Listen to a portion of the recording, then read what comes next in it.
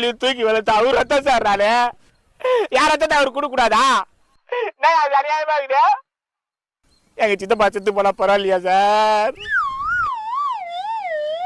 மல்லேஷ், இது வரைக்கும் 5 மாமா 7 சித்தி 2 தங்கச்சி புருஷன் 1 ஜிம்மி 3 மாமி, இது பத்தாதுன்னு மச்சினே கொழுந்தியா சகல.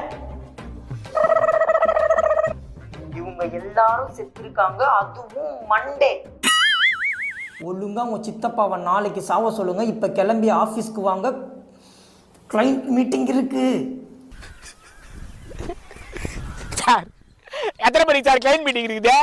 Afternoon after lunch.